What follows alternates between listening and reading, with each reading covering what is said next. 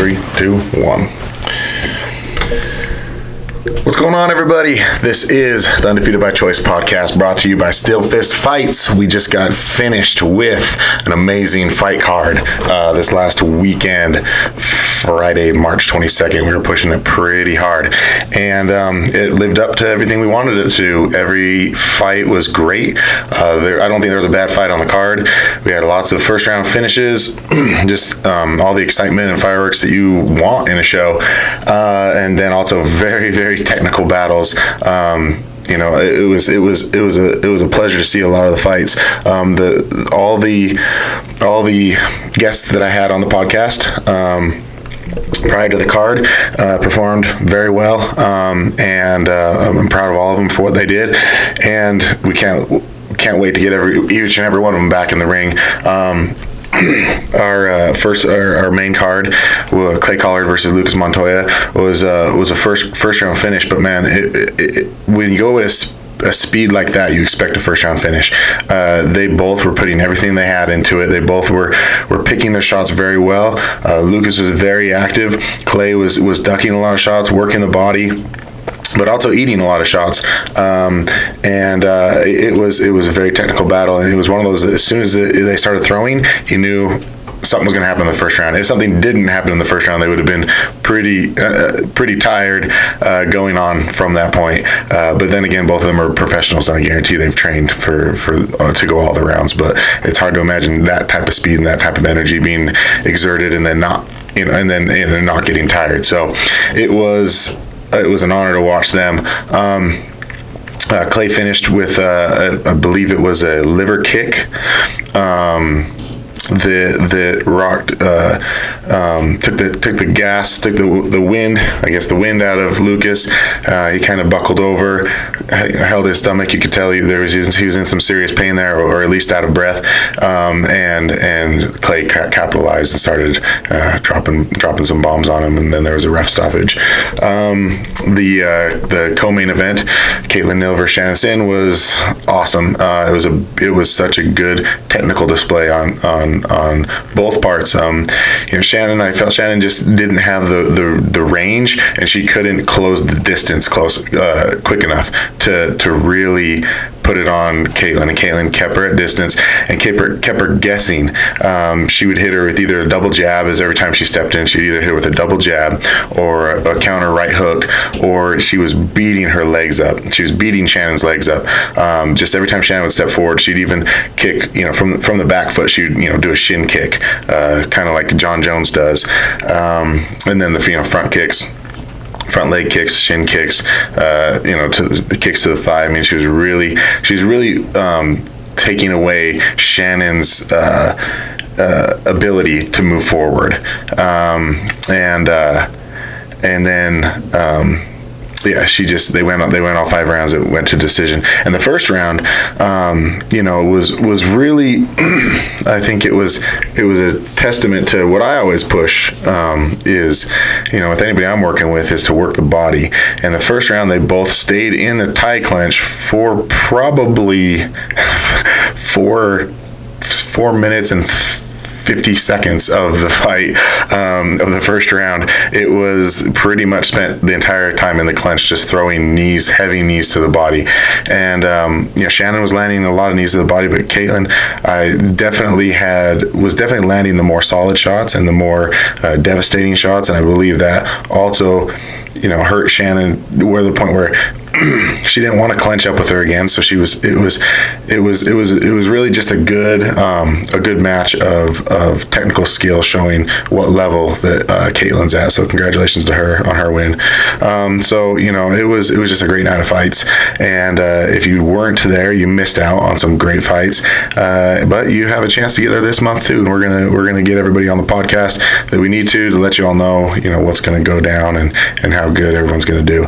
But this segment is my opinion segment, where I just kind of talk about some of the things going on in the world of MMA right now, some of the big news, just because I'm an ultimate fan of fighting in general, and so I want to talk about all things MMA. And I guess really the big news that I want to touch on this week, I do want to get into the Tony Ferguson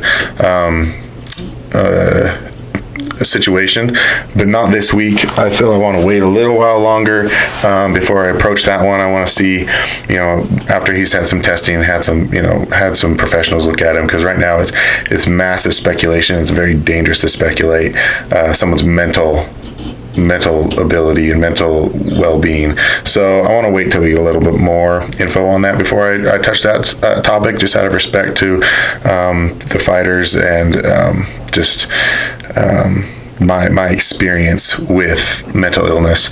And so we'll get into that another time. But the big story this week, obviously, was TJ Dillashaw relinquishing his belt due to a adverse finding in his sample taken by USADA.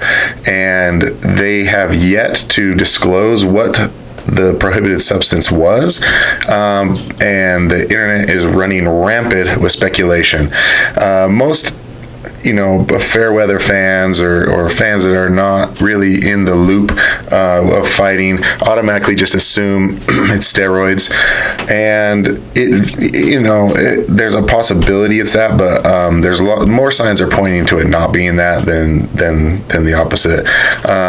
Just because, one, it's only a 12-month suspension, and I believe steroids are an automatic 2-year suspension. I could be wrong on that, but and also anytime it's been a steroid, USADA's pretty big on, or just everybody's pretty big on just getting that news out there immediately. I mean, when John Jones tested positive, we knew that it was Turinabol pretty much that day it was reported. The substance was also disclosed to us.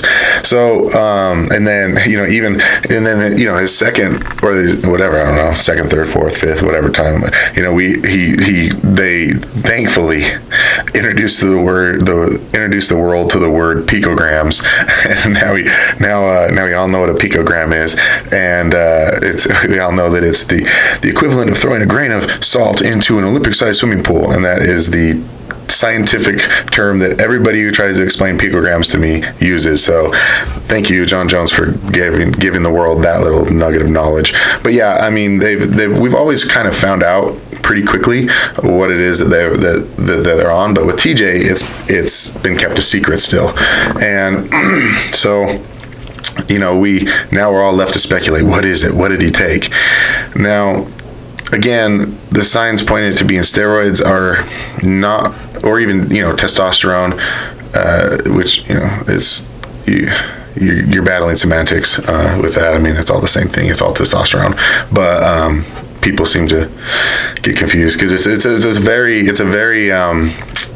a very scary subject for a lot of people. They're scared to talk about it because it is illegal. It is an illegal substance, and so there's very limited experience with it. There's very limited knowledge. There's limited studies done on it. So it's something that we were just told.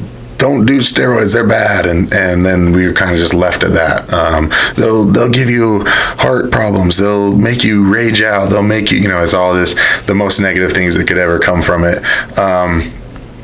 And we're just told that's how it is. So we're supposed to accept that. And I'm going to get into that. But first I want to address this TJ Dillashaw situation. So we're left to kind of guess what it was. If I had to guess, it would have been some sort of cutting agent, either a diuretic or something like clenbuterol, or it's just anything, even EPO. I mean, that's not really a cutting agent. It's meant to like up your blood cell count so you can have more energy and you heal a little faster. That would definitely help and assist and aid somebody in the cutting process. But it's funny because I really feel the reason that it hasn't come out what it is that he did or what the substance was is because I feel that it's going to ruin the career of Sam Calavita, which his entire camp of this cut was basically a long, overdone, exhausting campaign to advertise Sam Calavita and his company or his whatever he's building, his whatever him and TJ are working on together. And honestly, TJ, when his fighting career is over, hopefully this is not the end, but hopefully he can bounce back from this and it's just a little bit of nothing. But he should go into marketing because he knows how to hype somebody better than anybody on the planet. I mean, I believe he single-handedly resurrected Dwayne Ludwig's career and made him one of the most prospected coaches on the planet. Like, who doesn't want to work with Dwayne Ludwig if you can turn into a TJ Dillashaw? And then same would turn into Sam Calavita. I mean, TJ looked shredded. He was talking about how good he felt and how amazing he felt. And why would you not want that, as an athlete, to be able to cut down to any weight and just look that good and supposedly feel that good? And I don't not believe him. I don't not believe that he felt amazing. TJ is kind of a tell it as it is kind of guy. It seems. I don't know him personally. But I really think if he was like, yeah, this is tough, man, this is hard, like, I don't enjoy this, he would be telling us, like, that would be his telltale sign of this sucks. But he was like, I feel amazing, I feel better than I've ever felt, I'm ready to go, my level, everything's good, all my levels are perfect, and I'm stronger than I've ever been, I'm lifting more weight than I was when I was at this weight, and it was just this testament to how amazing Sam Calavita was. So, but he kept, I think he was really playing with fire when he was doing that, because now, if the substance that he tested for was a substance that Sam Calavita approved, or Sam Calavita was putting in him with, either with knowledge or without knowledge, because I've got the USADA banned substance list pulled up here, and it is ridiculously long. I mean, it is, I can't even pronounce 98% of the things on this list. It is a very extensive list. So, he easily could have been putting something in him that he didn't know. I mean, I don't believe that's the case, because, he is very smart. He is very educated. You can't do what he does and be dumb. So I don't think that was the case. But there could have been a tainted supplement, which is the most famous, words in, the anybody who tests positive for anything is, and it's always a tainted supplement. They're just throwing companies under the bus because they don't want to admit they took something they shouldn't have taken. So it could have been a tainted supplement. Which again that is probably the least damaging to Sam, Sam's program, and to TJ's career. But again, I think with how he was so adamant about what he was controlling, how much he was controlling what was going into his body, I just find it hard to believe he was, grabbing something off, the Walmart rack for him to put in his body. So not really buying that it's going to be a tainted supplement. So then we're only left with, he knowingly was putting something into his body that he shouldn't have been putting into his body. And again, TJ could have been doing it on his own without Sam's knowledge, but he was so adamant about how in control Sam was and how much he trusted Sam. Signs are kind of pointing that maybe Sam thought he was smarter than the system, at least in my opinion. This is just my opinion. That's why the segment is called Just My Opinion. I think in my opinion, what happened was everything was going smooth. Maybe due to media or travel or something. Just one point, TJ just wasn't where Sam wanted him to be, and Sam said, take this quick, something that gets out of your system real quick. And it was maybe just a one-time thing, or maybe just something like that. And then TJ trusted him, and then he popped. That's kind of where I want to believe it is going on. I don't like to believe that fighters are cheaters, but I've been in enough gyms, I've been around enough fighters to know that they will do anything they can to get the advantage. So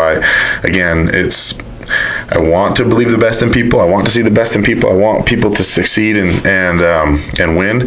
But I know that other people want that for themselves more than I want it for them. So they're willing to do pretty much anything to get it. So, that's kind of where I'm sitting with this whole thing. It's I don't think that it's I don't think that it was I think that it was taken on purpose, whatever it was.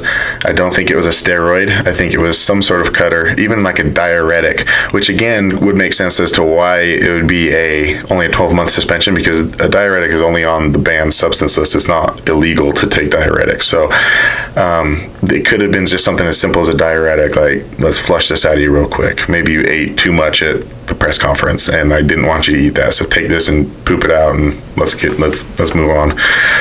Could be something like that. Could be something as simple as that. But again, how do you convince people of that? How do you convince people to believe that story? It just doesn't look good for Sam. And I think TJ is loyal to, as much as people want to call him a snake, he's loyal to Dwayne. And I believe he's loyal to Sam, and I don't think he wants to ruin Sam's career. And so I think that he's going to kind of do what he can to protect him. So, and then to top it all off, we have the now famous Cody Garbrandt quote that was completely overlooked when he said it before, but now everybody remembers him saying this, was that TJ is on everything, and that he's the one who taught them, everybody at Team Alpha Male, how to use. So what is, TJ's on everything is a very broad statement. So maybe he was on steroids at one point. Maybe he was on all these cutting agents. Maybe he was on all this stuff. He talks about being Fat Tyler. So we know weight cuts are something that he battles, something that he, is not super comfortable for him. So maybe that's what we're sitting at. Maybe Cody is 100% right, and that TJ is a mastermind at using these illegal substances, and this time he just didn't get away with it. Time will tell. It eventually will come out. It's very rare that something like this would be just completely swept under the rug. But I'm kind of surprised. We're a full week into this, and there's still not a whole lot of information about it. Nobody's really talking about it. TJ came right out, said we're working with everybody to figure this out, and I'm relinquishing the belt, and blah blah blah. Very weird. Very weird. But with this whole conversation, I have an opinion that I like. I enjoy sharing this opinion with people. It's because of my life and things that, instances that have come up. I'm a little more familiar with the testosterone replacement therapy than most people, and with that being something that is so seen as just an abomination. If you were a champ and then it comes out that you were on testosterone, you are the biggest cheater that's ever walked the face of the planet, and you should never hold the title, and everything you've done should have an asterisk next to it. I tend to disagree pretty heavily with that. Now, I'm talking testosterone replacement. I'm not talking steroids abuse. I'm not, and I'm gonna break it down for you. Explain to you what I mean about that. So let's take the average 21-year-old male. He's in the full peak of his testosterone days, when your body is producing the most amount at the highest rate. Let's say and I don't know if 21's the age. I'm just throwing that age out there. I don't know. I believe it's somewhere around that age, but I remember being 21, so I definitely think that that was the case. But your testosterone levels, if you were to get your levels your testosterone levels checked at that age, you would the average male would be running around at about 1,200. Would be the average high number of testosterone. So So as you get older, that number starts to diminish, and your diet can change. Things that happen in your life, kind of mentally, that kind of mess with you. You could get some sort of depression from it, and it could cause it to lower quicker. But just as you get older, that number starts to go down. So we keep talking about how testosterone is a performance enhancer, and that it gives everybody who's on it an advantage. And I'm like, oh, okay, I can see your argument. I can see what you're saying with that. But is it not just as bad to have a fighter who's automatically having a disadvantage because he's older and his testosterone is naturally dropping? Because that is the case of what's happening. If you have a 1200 John Jones going up against a 600, 700 Daniel Cormier, John Jones has a definite advantage. That's a bad advantage because that's a bad example because John Jones has an advantage over everybody.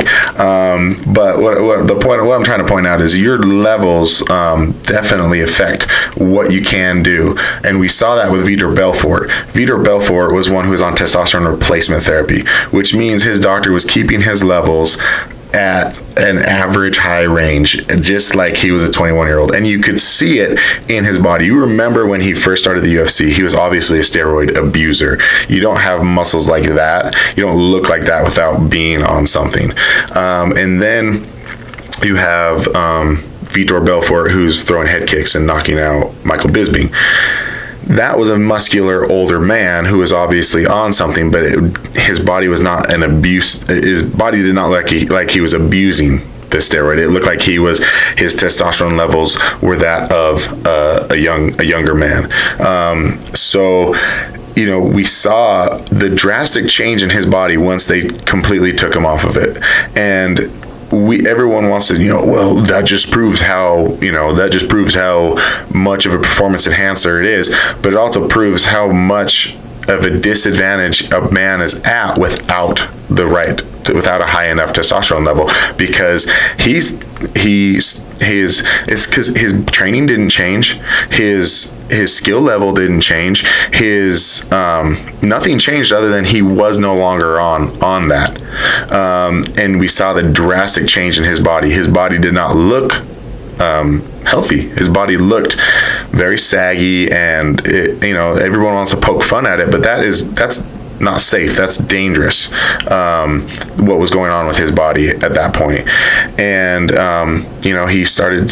He went on this losing streak, and everybody wanted to say, well, see, that's just proof right there that it's so bad. It gives you such an advantage, but no one wants to pay attention to the fact that when you lose that, you are at an absolute disadvantage.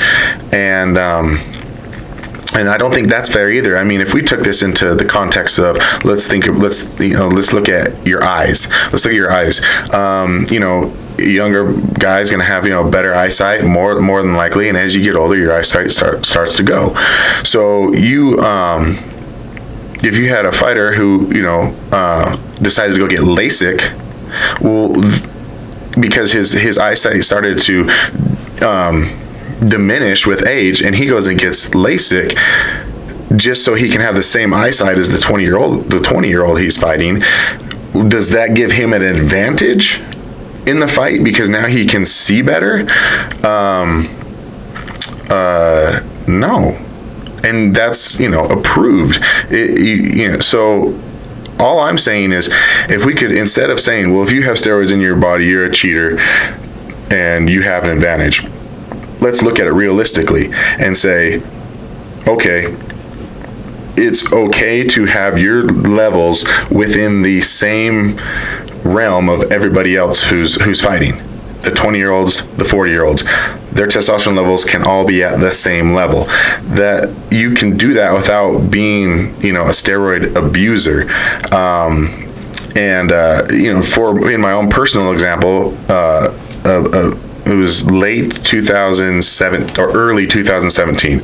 Early 2017, I went through a lot in my life, and I was starting to get into depression. I was working a ton, and it really was wearing on my body. And I got to the point where I'd have to take 2 naps a day, just to get to the end of the day, not to like have energy, not to like be able to still get up and go do something. I'd be taking 2 naps and still just exhausted all day long. And my weight was starting to struggle. And if you know me and you know my past, I used to be extremely overweight. So I'm very conscious about that, and I'm very aware of what my body's doing. And I could tell that my body just was not reacting to what I was doing, and blah, blah, blah. So I was going through all this stuff. I was going to doctors, trying to figure out what was going on. And eventually a doctor came to me with the idea of testosterone replacement therapy. And I got on it, and I was taking a very low dosage once a week.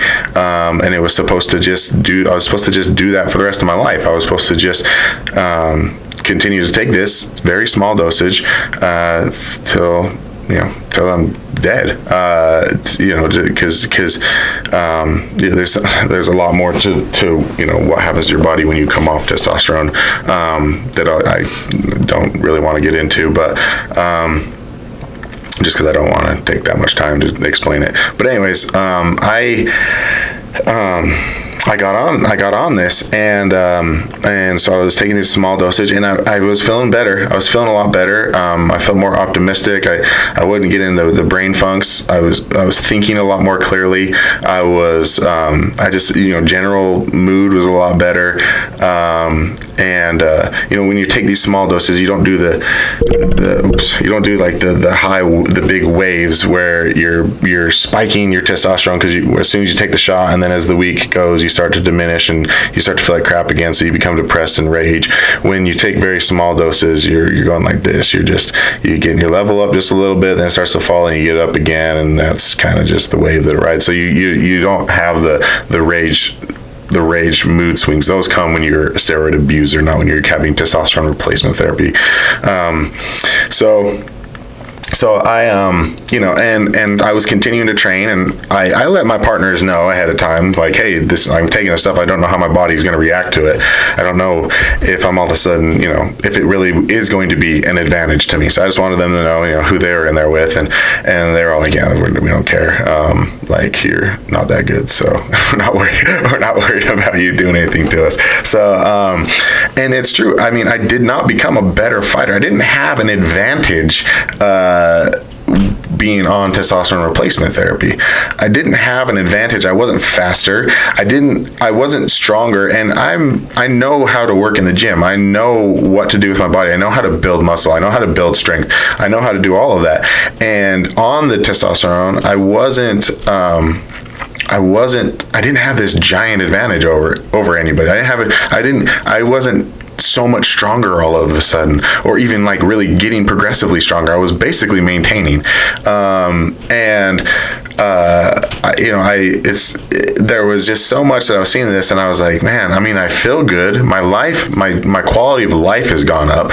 I see the world better. I see the world, in a brighter light. I'm not falling into depression. I'm much more happy. But I'm not a better fighter from it. I'm not.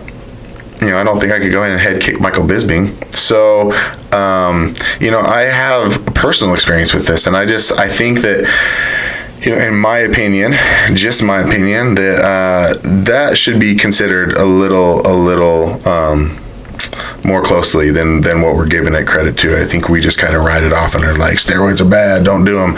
But you get the people who are on it, and the gym I go to, there's a lot of older men who are on testosterone replacement therapy, and they're not bodybuilders. They're not they're just your average dads that, they don't even have a six-pack. They don't have these, massive muscles because their diet's not great, but they feel better. Their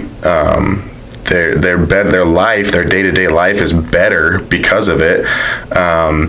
And so now you have somebody like a like a Vitor Belfort or Alistair Overeem or anybody who's kind of been known to fail these drug tests, who are now off of it, and if they're not doing the proper things, if they're not finding a way to really take care of themselves, they could have some really bad side effects from coming off of it. And personally, I got off of it early or late 2018. Late 2018, I got off of it because with all the stuff that it was doing that made me feel really good. I felt really bloated on it and all the time, and I felt like I was just constantly retaining water, and I don't like that. I don't like that feeling, and I wanted to just see how my body would react by coming off of it. Because I was on such a low dose, I wasn't worried about my levels dropping extremely, worried about my levels dropping a ton more. But I'm, going to have to go to the doctor, and we're going to have to figure something out in order to, maintain, or try to see what we can do for my testosterone levels, because they are low. I haven't gotten to the point where I'm extremely exhausted again, but I've changed up my work schedule. I've changed up a lot of things. So the jury's still out on how my body's really going to react with being off of it. But it's something that I just decided, it was a decision I tried to make. There's other things that came into play. My family was very concerned about it, and they don't understand it.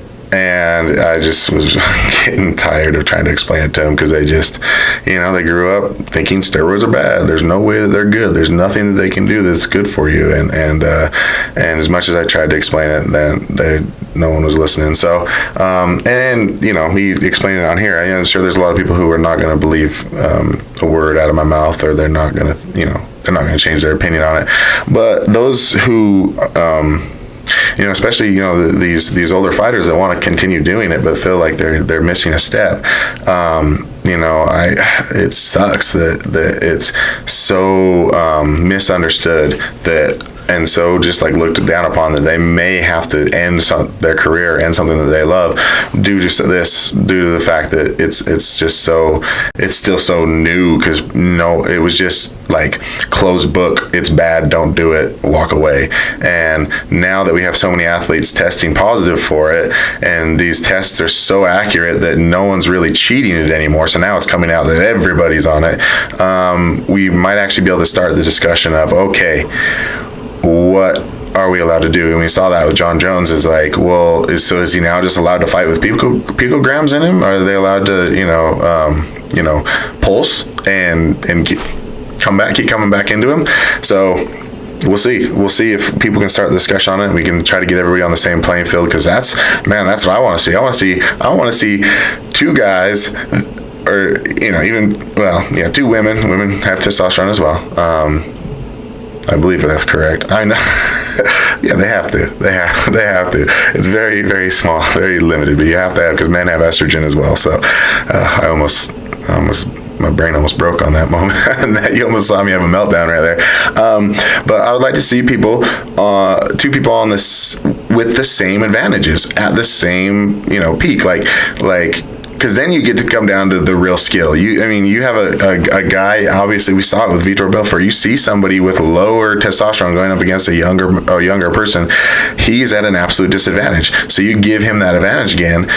You don't even give him that advantage. You just put him at a level playing field with whoever he's going up against, and then you really get to see a good fight. And that's all I want to see is good fights. That's it. I just want to see good fights. So that's where I'm at on that. I think it's an interesting discussion to have. Regardless of whatever the outcome is, it's an interesting conversation to have with people, and to maybe try to start. But people are so scared of it. If anybody says they're pro testosterone, then all of a sudden you're the biggest juice head in the room, and everyone thinks you're Arnold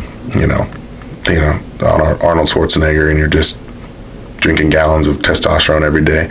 So don't be afraid to bring it up. Don't be afraid to have the conversation, and maybe something can come of it.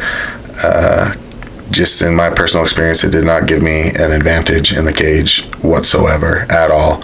I never fought in competition while on it, so I guess I don't truly know.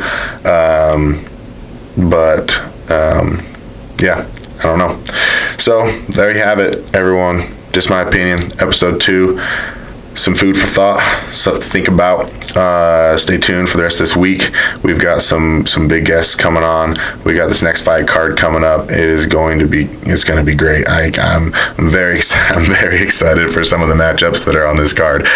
So you stay tuned and hear what we got to say, and pay attention to your local fight promotion, SteelFist fight. Everyone, be good to yourself. Be good to each other. I love you. Let's begin.